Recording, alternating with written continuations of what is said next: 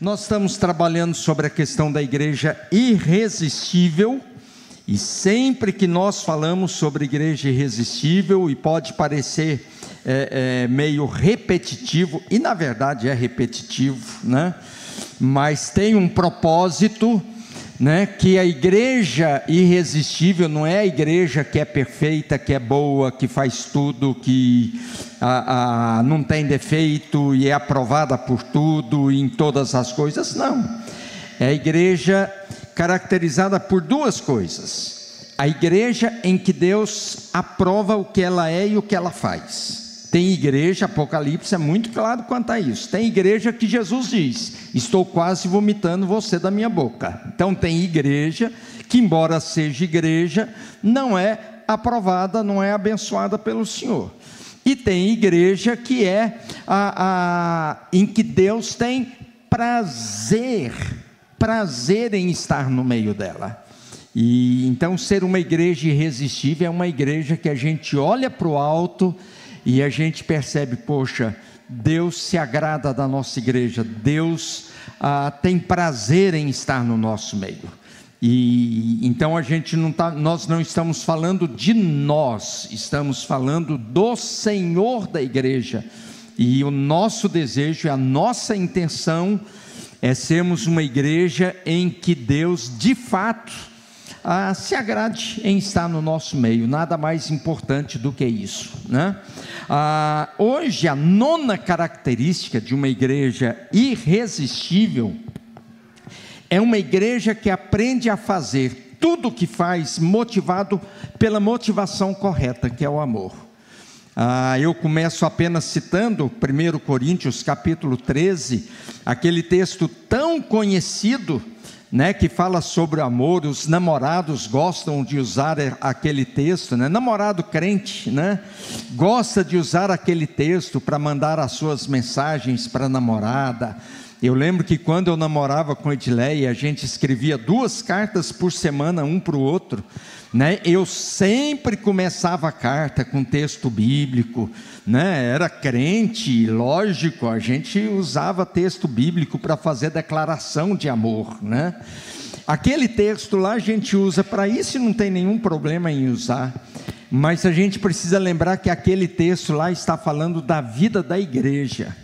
E ele está falando que não adianta a gente fazer as coisas que a igreja faz se a gente não tiver amor, se nós não fizermos com a motivação correta, que a motivação seja de fato amar o perdido, amar uns aos outros e amar a Deus acima de todas as coisas, né?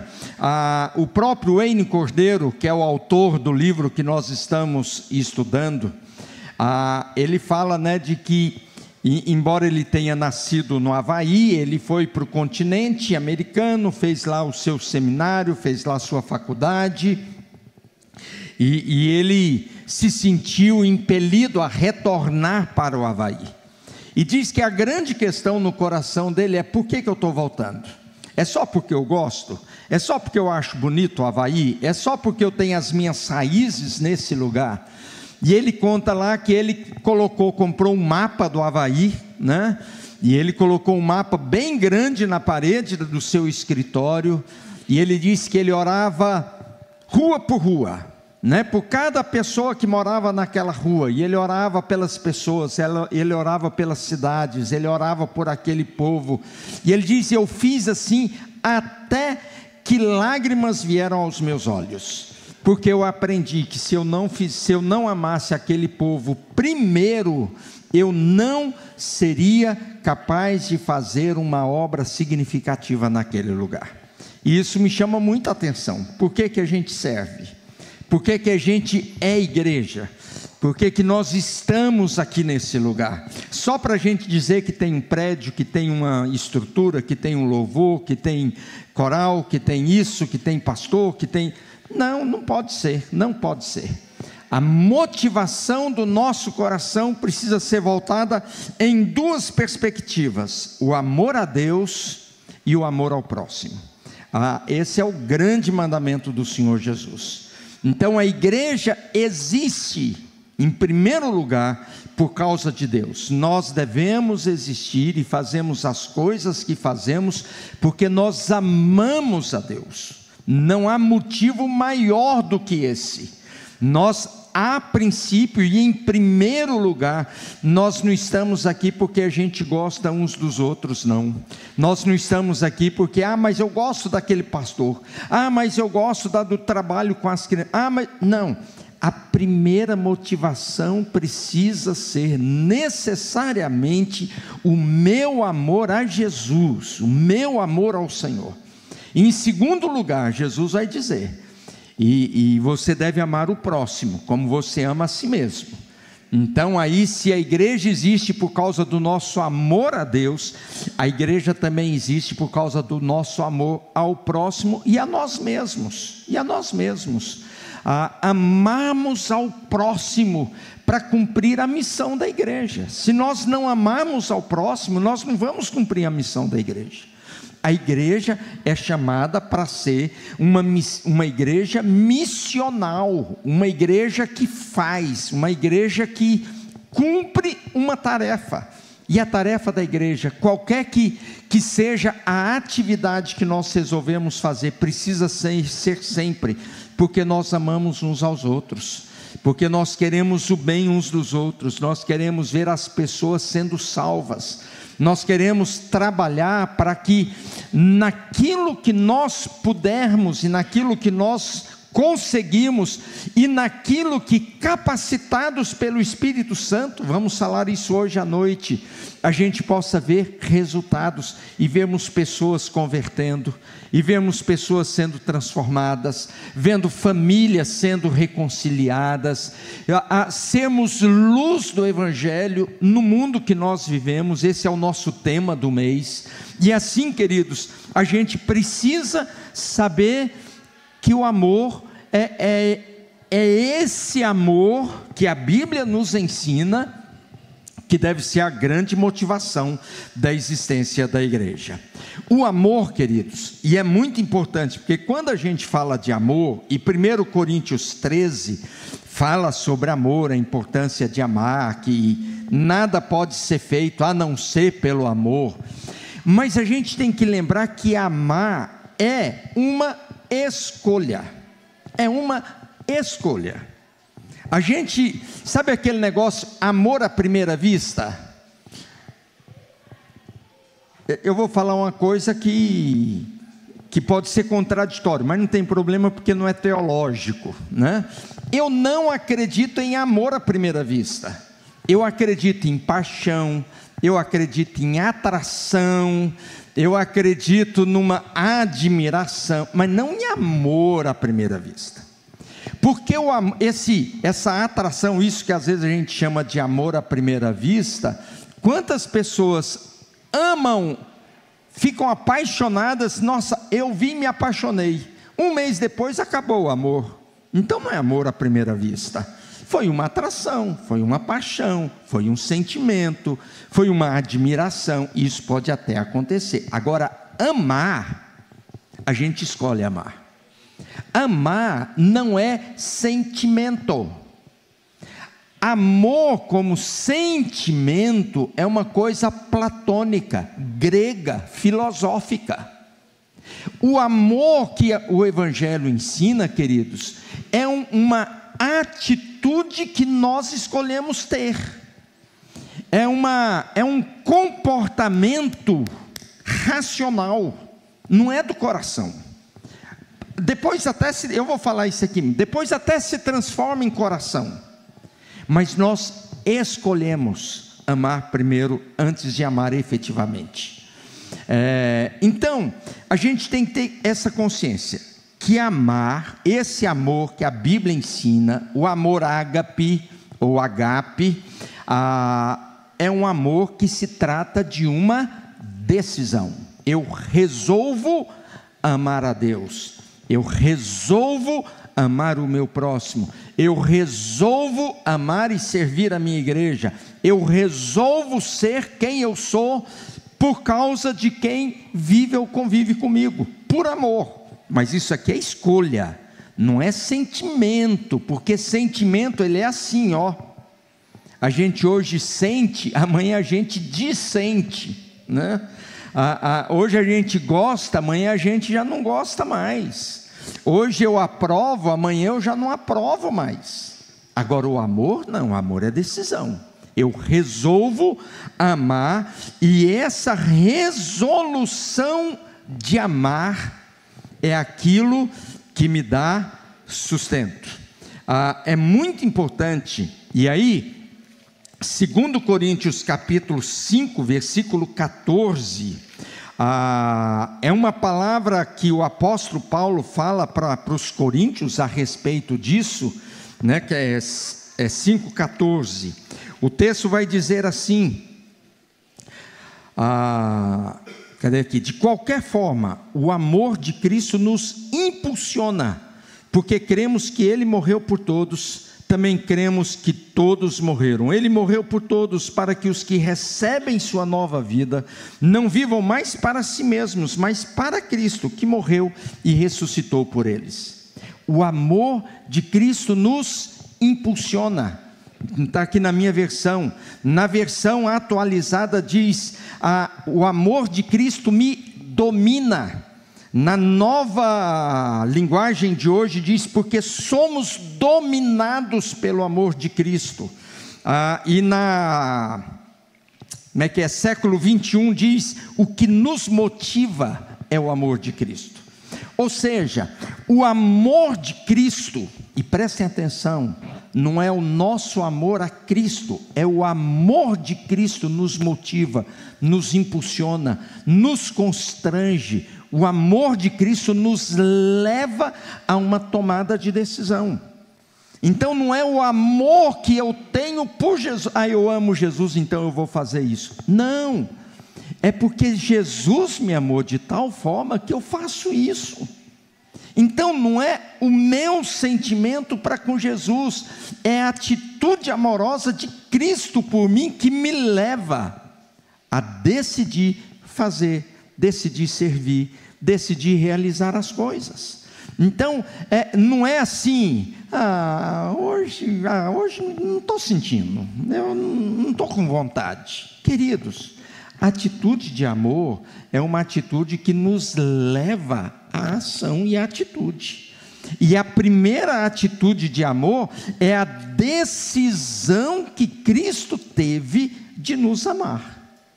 Quando Ele resolveu nos amar, Ele nos concedeu esse poder, essa capacidade para a gente enfrentar as situações. O Wayne Cordeiro, mesmo autor do livro, ele dá outro exemplo legal quanto a isso. Ele diz que ele começou a treinar cross country, né? Correr ao ar livre e fazer um monte de atividade ao ar livre. E aí ele perguntou para o treinador dele: o que eu preciso fazer para ser um bom atleta de cross country? Ele disse: você precisa amar correr ao ar livre. Se estiver chovendo, você vai correr. Se estiver fazendo frio, você vai correr. Se estiver cansado, você vai correr. Se estiver descansado, você vai correr. Você ama correr. Você não condiciona a sua disposição de treinar para correr. Tem um rapaz, um amigo meu aqui em Botucatu, que não é da igreja, não é crente. Ele era obeso, muito obeso. E ele resolveu cuidar do corpo dele. Ele resolveu fazer primeiro da caminhada e depois da corrida o seu esporte. Ele acorda absolutamente todo dia, 5 da manhã. E quando eu acordo cedo, eu vejo ele correndo. Às vezes eu passo por ele aí, nesses horários mais imprevisíveis, está ele correndo. Já peguei ele correndo debaixo de chuva. Ele diz: eu não consigo parar de correr mais. Né? Quase a história lá daquele filme que teve, eu esqueci o nome agora, né? Forrest Gump, né? Que não conseguia parar de correr. Por quê? Porque ama fazer isso, né? E a gente tem que aprender isso, queridos. Aprender a fazer as coisas motivado por esse amor, o amor de Cristo e o amor a Cristo Jesus. Nós precisamos, para ser igreja em Botucatu, queridos, a primeira coisa que a gente tem que fazer, isso vale para quem é daqui, para quem não é daqui, a gente tem que amar a cidade. A gente tem que amar a cidade. se a gente olhar para Botucatu, e aqui eu não estou dizendo para ter uma visão sentimental ou romântica pela cidade, não. Estou dizendo para a gente dizer, não, eu moro nessa cidade, eu sou dessa cidade, seja você um botucatuense ou um botucudo, né? Mas é a sua cidade. Enquanto nós estivermos aqui, a gente deve decidir, eu vou amar esse lugar, e eu vou fazer o melhor que eu posso para essa cidade, eu vou fazer o melhor que eu posso na empresa que eu trabalho, eu vou amar o lugar onde eu estudo, eu vou demonstrar o meu amor, e eu vou fazer de forma apaixonada aquilo que Deus colocar nas minhas mãos para fazer. Porque se a gente não fizer assim, queridos, a gente vai fazer sempre mais ou menos, porque se o nosso coração não está envolvido naquilo que Deus quer que a gente faça, a gente vai simplesmente cumprir tabela, é igual o estudante que estuda só para passar, ele vai até passar, mas ele não aprende, ele vai tirar a nota que ele precisa, mas não vai passar disso. Aí lógico, profissionalmente também, isso vai refletir na sua vida profissional, né? Mas nós precisamos ter essa consciência. E daí, queridos, tem uma música do Guilherme Kerr, chamado Ao Amado, que eu gosto dela, especialmente do refrão que diz: é Jesus a razão maior de eu viver, de existir, de conhecer e prosseguir, de jamais desanimar frente ao porvir, de lutar, cansar, mas nunca esmorecer, porque Jesus é o meu amado. Então, se a gente tem essa consciência, a gente vai enfrentar as coisas, enfrentar as situações, e eu não estou me referindo aqui apenas à igreja, não, estou me referindo à sua vida. Quando é que você vai cuidar da sua casa bem? Ser um bom marido, ser uma boa esposa, ser um bom filho, ser um bom pai, uma boa mãe, ser bom irmão ou irmã. Quando você tiver essa consciência de que Jesus, o meu amado, é a razão maior do meu viver, e eu faço porque eu amo, eu sou porque eu amo, e porque sou amado por Ele também. Então a gente não trabalha só por causa do dinheiro. Lógico que a gente trabalha pelo dinheiro, é claro, mas essa não é a motivação maior. A motivação maior é porque eu sou amado por Jesus, e eu sei que Ele me quer naquele lugar, Ele me quer fazendo aquilo que eu de fato faço, né? E o amor, querido, se transforma então na força para a nossa jornada, porque o amor é a maior de todas, a mais poderosa motivação do nosso coração. Esse texto aqui de Mateus capítulo 20, né, diz que tem 2 cegos na saída de Jericó.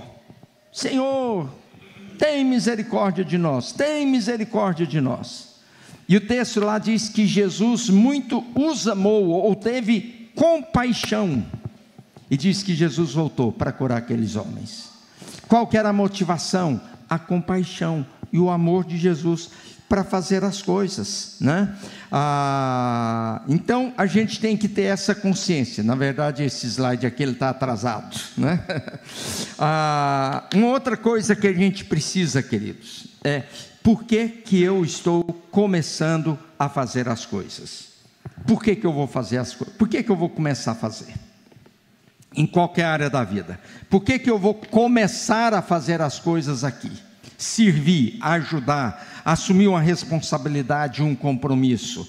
Se a gente, e aqui ele dá, o autor do livro lá, ele dá um exemplo de um homem, né, de um outro pastor que ligou para ele, e foi conversar com ele pedindo orientação, porque ele tinha sido mandado pela sua denominação, ele não fala qual denominação, o N. Cordeiro, ele é da igreja do Nazareno, não existe essa igreja aqui em Botucatu, mas é uma boa igreja, uma ótima igreja, e ele disse que teve um outro pastor que o procurou para se aconselhar com ele, porque ele foi enviado pela sua denominação para começar um trabalho lá numa das ilhas no Havaí.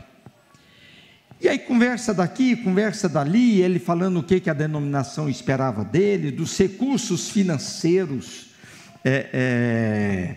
que aquela denominação tinha dado para ele, para começar o trabalho naquele lugar. Aí ele diz que ele começou a fazer algumas perguntas, né? E eu não vou repetir aqui, porque são perguntas de coisa que eu nem sei do que se trata. Por exemplo, ele falou: você ama comer tal coisa? Né? Ah, mas eu posso comer outra coisa. Você ama ir em tal lugar? Ah, ele sempre tinha uma justificativa. O que ele queria dizer para aquele pastor? Se você não amar a comida, se você não amar o povo, se você não amar o jeito, se você não amar o costume do povo aqui, né? E ele dá alguns exemplos lá daquilo que é costume do povo havaiano, né? Você não vai se acostumar, você não vai conseguir fazer nada. Não, mas eu tenho os recursos, eu tenho dinheiro, eu já aluguei prédio, não sei onde, Qual foi o resultado? Ele diz: em 3 anos, eles fecharam aquele trabalho e o pastor foi embora de volta. Por quê?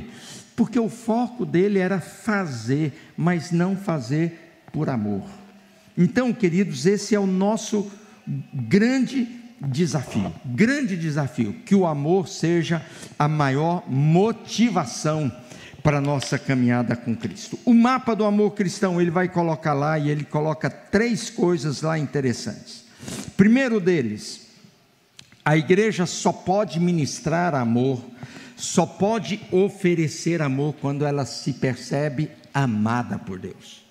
A Lígia falou aqui no testemunho dela, né, que às vezes ela tem dificuldade de se entender como filha de Deus. Gente, isso é o começo, isso é o princípio. A gente precisa ter essa consciência: Deus me amou de forma incondicional, independente de merecimento, de mérito, de qualquer coisa. Eu fui chamado pelo Senhor para ser filho, para ser igreja, para ser povo de Deus. E a gente tem que viver nessa dependência contínua de que tudo que nós somos e tudo que nós falamos é aquilo que brota primeiro no coração de Jesus. Nós só amamos porque Ele nos amou primeiro. Nós só fazemos porque Ele fez primeiro. Nós só vamos porque Ele veio primeiro. Jesus é a força inicial, propulsora do que somos, da nossa missão como igreja e como crentes. Outro texto muito interessante aqui, e aqui tem a ver com aquele desafio de amarmos o próximo. Jesus vai dizer lá em Mateus 24, 25, quando ele fala da sua segunda volta, ele vai dizer: e vai chegar o último dia, que eu vou virar para algumas pessoas e dizer: olha, eu sei que você me ama, eu te conheço, porque quando eu estava com fome, você me deu um prato de comida, porque quando eu estava com sede, você me deu um copo d'água, quando eu estava doente, você foi lá no hospital me ver, quando eu estava preso, você foi lá me ver. E Jesus continua dando alguns exemplos. É lembrar, queridos, que quando nós praticamos o amor, cumprindo o segundo mandamento, que Jesus diz que é semelhante ao primeiro, está não na mesma proporção de importância, mas está no mesmo padrão. Quando nós amamos o próximo e nós fazemos por amor ao próximo, nós fazemos a Ele. Quem é amado quando a gente faz alguma coisa, se sente amado quando a gente faz alguma coisa, até para alguém que a gente não conhece, alguém que nem sabe quem somos, a gente está fazendo para Jesus. Essa dimensão sobrenatural do que a gente faz na terra, que é ligado nos céus, às vezes a gente dá pouco valor a isso. Jesus disse para Pedro: Pedro, tudo que você ligar na terra terá sido ligado nos céus, e o que desligar na terra terá sido desligado nos céus. Não é uma interpretação como da igreja católica, que é a questão da autoridade do Papa, tal, não tem a ver com isso. Mas Jesus ali está falando da importância da gente ter essa consciência de que a igreja do Senhor Jesus é a única instituição que liga terra e céu. A única, não existe outra. Nem a ONU, nem lá a OMS, Organização Mundial de Saúde, a Organização Mundial, não sei se tem essa organização não, mas se não tiver, talvez até tenha com outro nome, né? Dos direitos humanos, da igualdade de gênero, não importa. A igreja é a única, e não é a igreja do Jardim Paraíso, é a igreja do Senhor, né? É a única instituição que tem esse poder transcendente de terra e céu. O que a gente faz aqui chega lá em cima. Sexta-feira, na reunião de oração, eu lembrei do texto lá de Apocalipse 5, quando Jesus diz que as nossas orações, elas estão diante do trono de Deus. Quando a gente faz uma oração, por mais simples que seja, e não tem oração simples ou oração complicada, oração é oração, e quando a gente ora, a nossa oração é colocada diante do trono de Deus, e Deus vê, né? Quando Jesus fala para a gente entrar no nosso quarto e orar em secreto, Ele diz, e o nosso Pai que está nos céus, te vê, Ele te vê. Então, a gente pode estar trancado no quarto, orando silenciosamente, ninguém mais ouve, ninguém mais vê, mas Jesus diz, mas Deus vê. E essa questão de Deus ver, queridos, não é para julgar, não é para culpar, não é para penalizar, não é para castigar, né? Pai usa muito isso, cuidado pais, olha, papai do céu está vendo, papai do céu vai te castigar, hein? Não usa Deus para passar medo em criança não, usa sua autoridade de pai e de mãe. Mas eu tinha uma membro da igreja lá em Franca, ela dizia, vou contar para o pastor, e o menino olhava para mim assim, será que minha mãe contou para o pastor ou não, né? E eu falava, não faz isso, não passa medo no menino, o menino vai ficar com medo de mim, né? Agora tem alguns que passam medo de Deus na vida de menino. Aí o menino tem medo de vir na igreja, não quer vir na igreja, olha para Deus de forma distorcida. Não, Deus está ali para me vigiar, para me castigar. Na hora que eu fizer uma coisa errada, Deus manda um raio em cima de mim e me arrebenta. Não, gente, os olhos de Deus estão voltados para nós pela manifestação do amor e da graça dele para conosco. Nessa graça e nesse amor, às vezes Ele até nos corrige, às vezes Ele nos disciplina, mas porque Ele é Pai, não porque Ele é um castigador feroz, um fiscal aí que, Polícia Federal, sob o comando do Moraes, lá do Alexandre Moraes, para vai lá, fiscaliza, olha, investiga, tá. Não é assim. O olhar de Deus é um olhar baseado no seu próprio amor, para que a gente possa de fato servir ao Senhor com alegria. Mateus 22, né, eu citei aí já, né, quando nós somos motivados a amar, né, e motivados a fazer por causa dessa graça de Deus sobre a nossa vida. O amor, queridos, nessa perspectiva, é a motivação mais sustentável que nós temos, para ser o que somos e para fazer o que nós fazemos, né? O amor verdadeiro, lembrando que não é sentimento, é atitude, então isso me dá ímpeto, me dá iniciativa para fazer, né? Quer ver uma coisa? Não, deixa eu citar aqui, gera coragem, sustenta a energia pessoal, individual, alimenta a criatividade. Quando eu escrevi isso aqui, eu fiquei pensando, queridos, na questão do cuidado de um pai para com filho. Um pai que é pai ou mãe novo pela primeira vez, descobre que ele tem condições e que ele tem iniciativas que antes ele não tinha, que ninguém falou que ele precisava fazer. É interessante que normalmente aqui os pais, né, ninguém falou, olha, não tenha filho porque você vai passar a noite acordado com ele. E a gente não tem aula de passar a noite acordado cuidando de filho. Mas na hora que o filho nasce, e que ele fica doente, ou que ele tem cólica, seja o que for, se for preciso, você passa a noite inteira ali segurando o menino, ou dormindo com ele em cima de você, no sofá. Mas o amor te dá coragem, te dá ímpeto, te dá iniciativa, te dá disposição. Poxa, amanhã eu tenho que trabalhar o dia todo, mas você não diz, olha, não vou cuidar porque amanhã eu tenho que trabalhar. Se não der conta de trabalhar, até falta no serviço, mas primeiro cuida do filho que ama. O amor, querido, é que gera no nosso coração essa disposição de fazer aquilo que Deus quer, de ter coragem, iniciativa, segurança, de descobrir tempo. A gente ama, dá tempo para aquilo que a gente ama.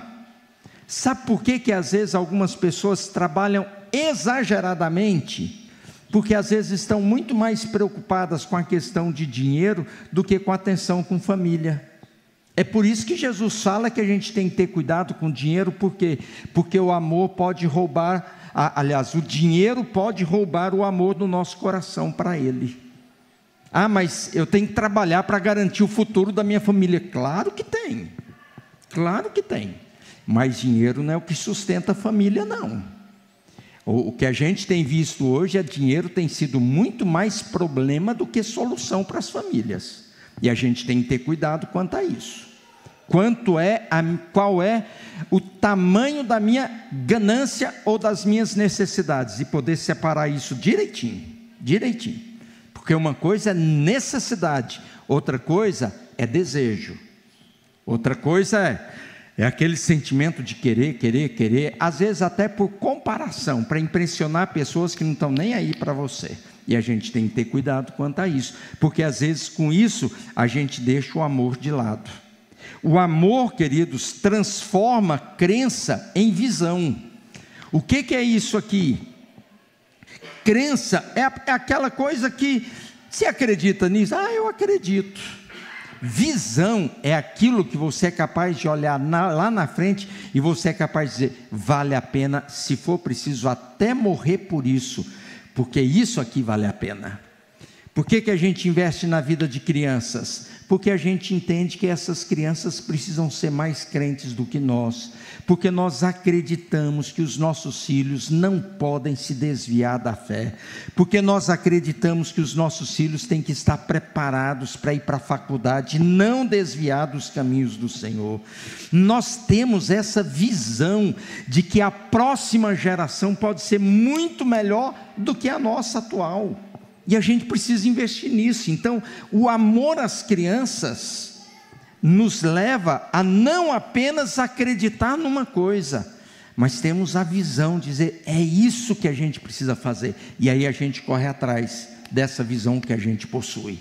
Mas isso só vale se a gente realmente tiver um amor genuíno por quem nós somos, por Cristo e pela igreja a quem servimos.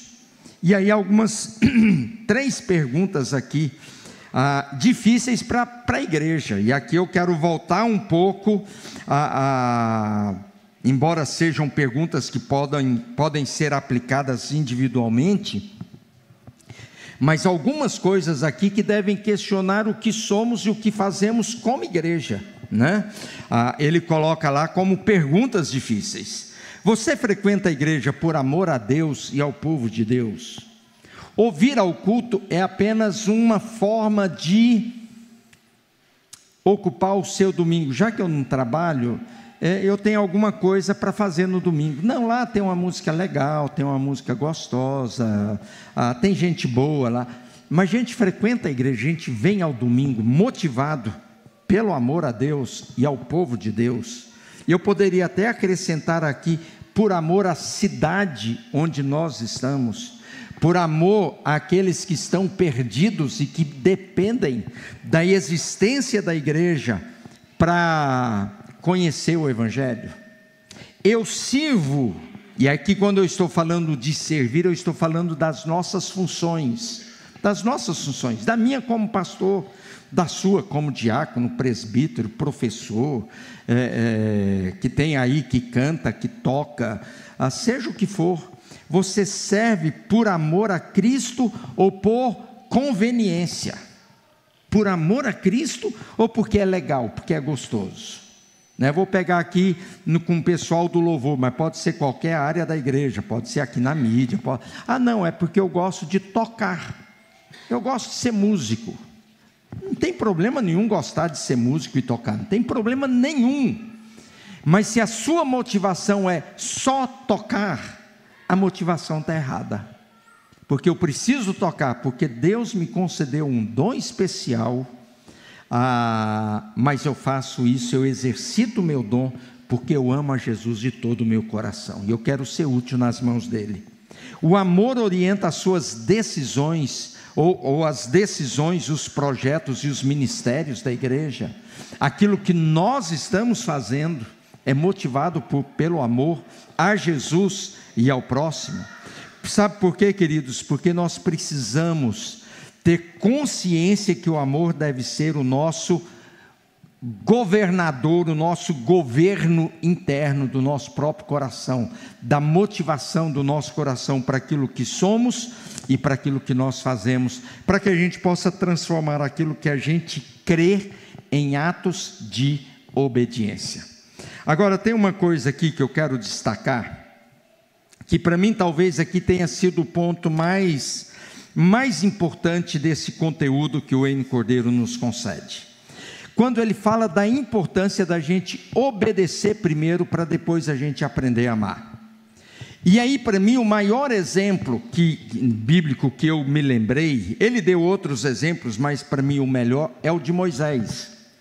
Quando a gente olha para Êxodo capítulo 4, eu coloquei aqui a citação aqui, Êxodo 4, versículo 10 a 14, Deus chama Moisés. Moisés está lá no deserto do Sinai, fugiu lá do Egito porque matou um soldado, 40 anos já fugindo. Moisés está com 80 anos, já não é um rapazinho, E Deus aparece para Moisés lá na sarça e diz: Moisés, você vai livrar o povo de Israel lá da escravidão do Egito.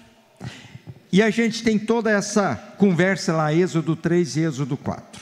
Mas quando chega aqui, em outras palavras, Moisés diz o seguinte para Deus: Deus, estou fora, isso aí não é para mim. Olha para mim, estou velho, sou ruim para falar, vivi no deserto sozinho, só converso com ovelha, A conversa de Moisés era ali com as ovelhas, E berrava para cá, berrava para lá, e chamava, com Moisés era o homem do deserto, um homem solitário, falou, não tem facilidade para conversar.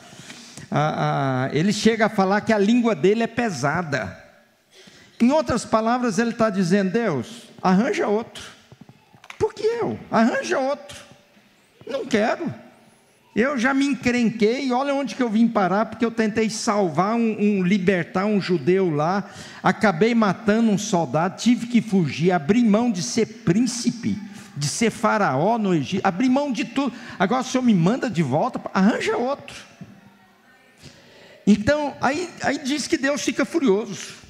É interessante que diz que Deus ficou irado com Moisés, e diz: Moisés, não é brincadeira não é brincadeira, eu estou mandando. Aí Moisés, lógico, ele vai enfrentar Deus irado, Quem é o corajoso para fazer isso? Tá bom, então eu vou. Deus tem misericórdia, diz que vai mandar Arão para encontrar com ele, tem toda a história. Mas o que é interessante, queridos, é que quando chega aqui, em Êxodo 32, que tem aquela cena lá do bezerro de ouro, Deus vira para Moisés e diz: Moisés, esse povo aqui é teimoso pra caramba, você tinha razão, você estava certo, esse povo é complicado, Moisés. Então eu vou fazer o seguinte, eu vou destruir esse povo, e você vai ser o novo Abraão, eu vou começar um povo novo a partir de você. E aí Moisés, em tese, deveria dizer: legal, Deus, aí o Senhor vai facilitar a minha vida, aí vai ficar mais fácil, que aí eu vou começar com um bebezinho aqui, outro bebezinho dali, e vai ser mais fácil. Mas Moisés vira para Deus e diz: nem pensar numa coisa dessa. Se o senhor levar isso a sério, eu estou falando com as minhas palavras aqui, tá, gente? Mas se o senhor levar isso a sério e destruir povo, é melhor o senhor tirar o meu nome do livro da vida. Para quem diz, manda outro, para dentro de pouco tempo, eu até ia pesquisar para ver qual foi o tempo que durou esse intervalo, esqueci. Mas para sair de manda outro, para chegar no ponto de dizer, jamais que o senhor vai fazer isso, é melhor o senhor riscar o meu nome do livro da vida do que o senhor matar esse povo. Gente, a transformação no coração de Moisés é muito grande, é um negócio que não dá nem para acreditar. Sabe o que isso me ensina, gente? Que quando a gente obedece, por obrigação, Deus dá um poder especial no nosso coração para amar. E aquilo que a gente fazia por obrigação, agora a gente faz por amor. Aí a gente faz por amor. E eu fiquei pensando nisso, né, na minha vida. E eu até coloquei ali um exemplo pessoal, coloquei ali para eu não me esquecer.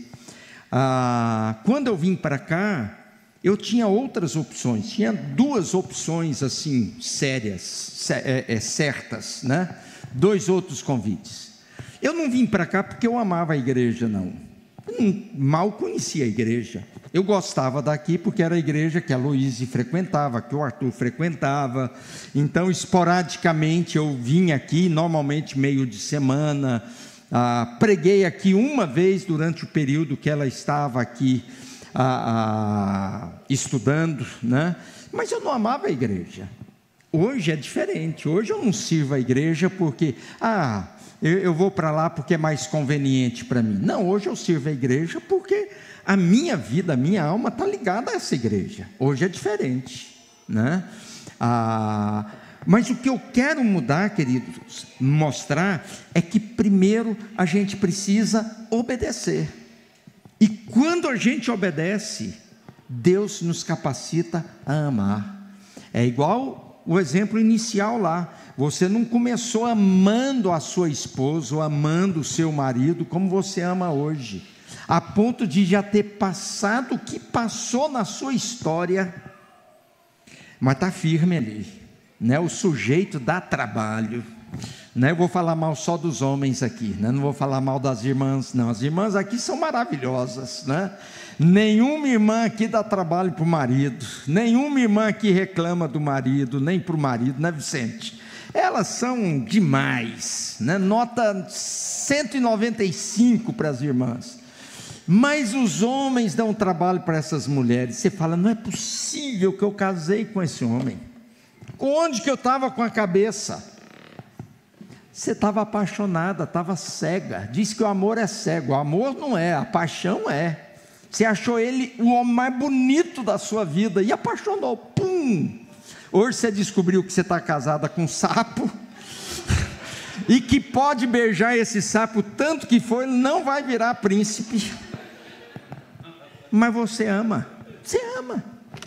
E se ficar doente, você vai lá e cuida. E se precisar, você ajuda. E se precisar, você está lá. E o homem faz isso, faz aquilo, você está firme. Sabe por quê? Porque você obedece a ordem de amar o marido, de amar a esposa, como Cristo amou a igreja. E pronto, é assim que as coisas acontecem. Mas tudo começa com um ato de obediência, de uma decisão. E nas coisas de Deus, a mesma coisa. Então, queridos, nós precisamos ter cuidado, ter essa certeza, que na verdade o que sustenta a nossa fé, o que sustenta a nossa família, o que sustenta a nossa igreja, o que sustenta a nossa história é amor a longo prazo. É amor a longo prazo. No caso de casamento, é até que a morte nos separe. Simples assim. Simples assim, até que a morte nos separe. Pronto, né? Mas tem que ser esse compromisso a longo prazo, porque é isso que vai sustentar as nossas vidas, é isso que vai nos abençoar.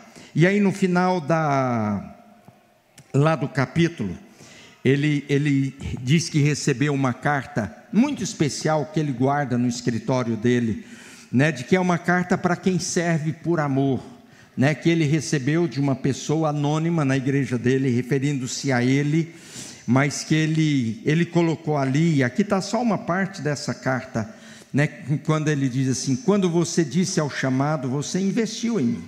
Quando você deixou Deus transformar suas derrotas, investiu em mim. Por todos os iguais a mim na igreja e pelo mundo, obrigado por continuar, não pare. Era uma carta de agradecimento ao pastor Wayne lá. Mas isso aqui é importante, queridos, a gente ter essa consciência de que cada um de vocês, quando vocês resolveram vir a uma escola dominical como essa aqui, vocês estão fazendo diferença na dimensão do reino de Deus, na dimensão espiritual. Vocês estão fazendo diferença na vida de pessoas, servindo as pessoas, levando vocês a ter posicionamentos claros no que diz respeito a caráter e a própria fé. E por isso nós precisamos nos lembrar sempre daquilo que eu disse no começo: nós só amamos porque Deus nos amou primeiro. E aí nós somos levados a lembrar continuamente do amor de Cristo por nós, lembrar do seu sacrifício na cruz, que foi por amor, não foi por outra coisa não.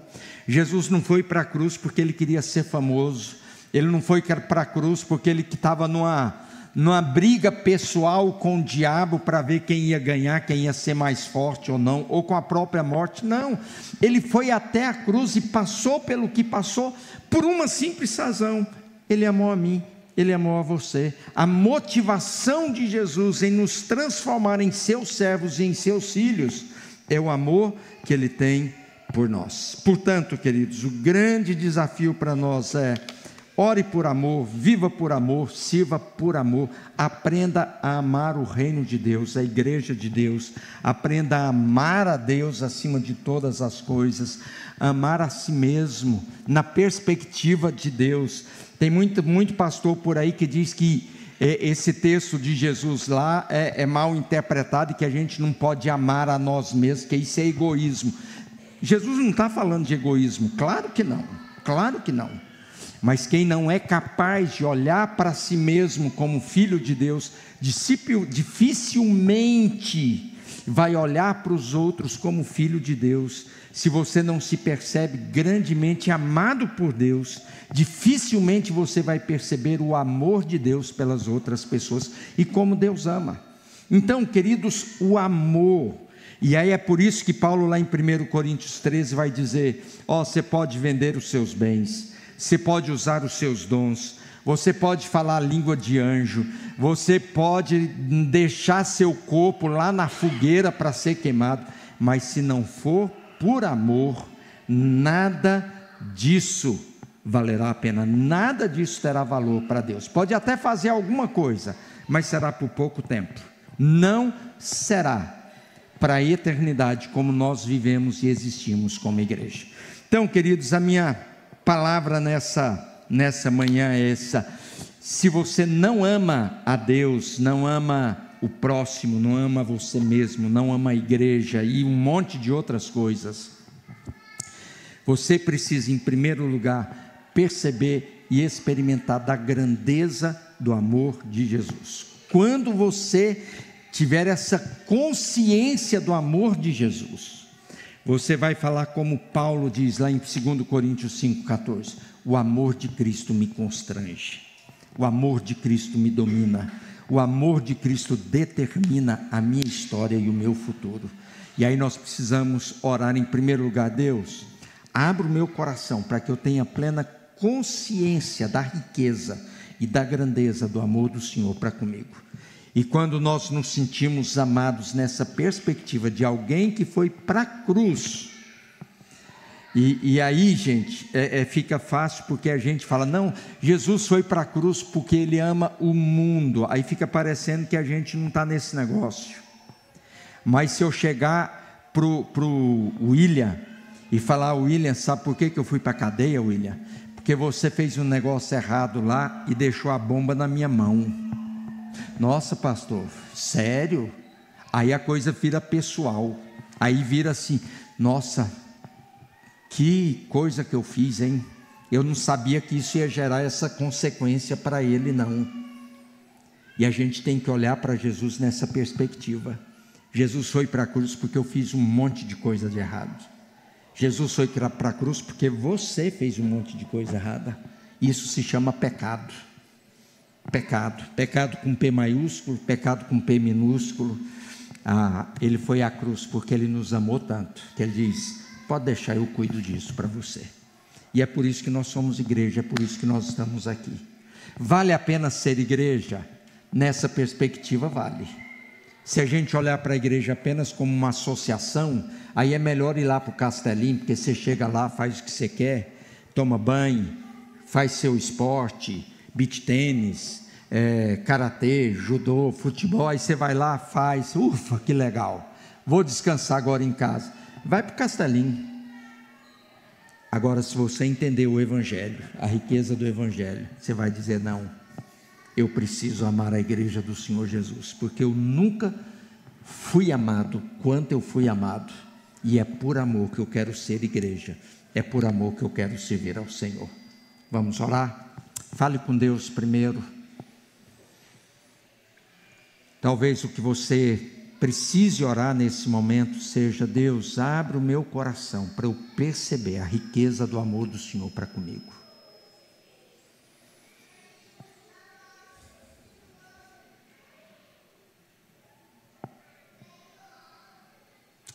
Senhor Deus, eu te louvo porque o amor do Senhor é algo tão extraordinário, que é maior do que às vezes o nosso próprio entendimento, a nossa própria compreensão.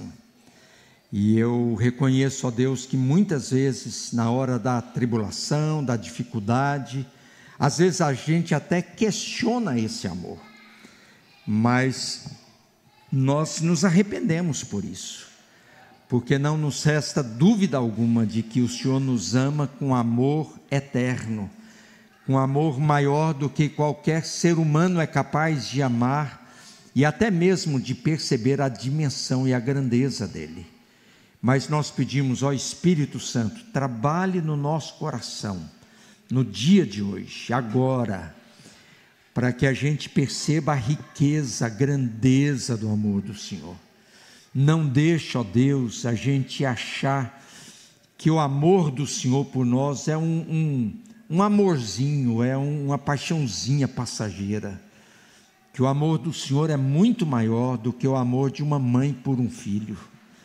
E a tua palavra diz que a mãe, por mais inacreditável que seja, às vezes pode até abandonar o filho, mas que o Senhor não abandona jamais, e nós te louvamos por isso, e pedimos, ó Deus, que essa percepção do teu amor e da tua graça cresça no nosso coração e na nossa alma, para que assim a alegria do Senhor seja abundante no nosso coração, para que assim esta igreja e a igreja do Senhor cresça, que a igreja do Senhor seja manifestada na terra de tal forma que o mundo tenha consciência desse amor disponível a todo aquele que crê. Que o Senhor nos conduza segundo a tua vontade, que o Senhor nos ajude a fazer as coisas certas com a motivação certa, que o Senhor nos ajude para que sejamos aprovados pelo Senhor. Que o Senhor abençoe essa igreja, abençoe os irmãos que estão aqui, aqueles que estão em casa, aqueles que não vieram, que essa bondosa mão do Senhor esteja estendida sobre o teu povo, para que sejam abençoados e sustentados pelo Senhor. Nos abençoe no restante desse dia, nos abençoe no culto dessa noite, encha esse lugar com manifestações claras do teu poder e do teu Espírito, no nome de Jesus. Amém, Senhor.